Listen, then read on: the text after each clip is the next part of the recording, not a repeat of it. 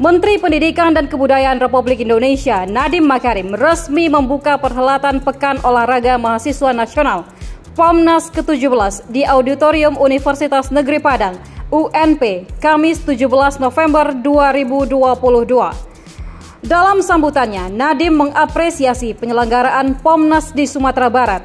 Ia menilai perhelatan olahraga mahasiswa sejalan dengan visi Merdeka Belajar. Kepada atlet, Nadiem berpesan untuk selalu menjunjung tinggi nilai sportivitas karena inti dari pertandingan yang diselenggarakan tersebut adalah sebuah keberanian.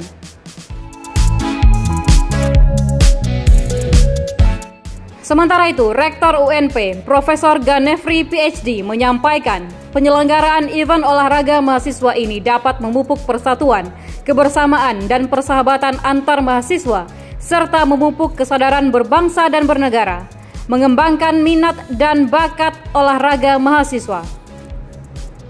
Ganefri menambahkan, POMNAS juga sejalan dengan arahan Presiden Republik Indonesia untuk meningkatkan prestasi olahraga nasional dan internasional. Hal senada juga diutarakan Gubernur Sumbar, Buya Mahyaldi. Dalam sambutannya, Mahyaldi menyebut POMNAS ini akan melahirkan atlet berkualitas, khususnya untuk Sumatera Barat. Ia menambahkan dengan adanya pendidikan juga menjadikan atlet bisa meningkatkan kompetensinya agar bisa meraih prestasi di ajang nasional maupun internasional.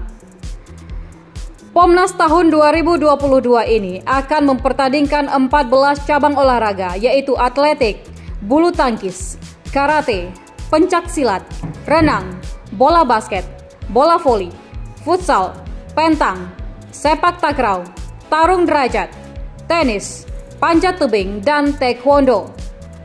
Atlet yang bertanding pada Pesta Olahraga Mahasiswa Nasional ini sebanyak 2.959 atlet dari 412 perguruan tinggi dari 34 provinsi di Indonesia dengan memperebutkan total 1.274 keping medali.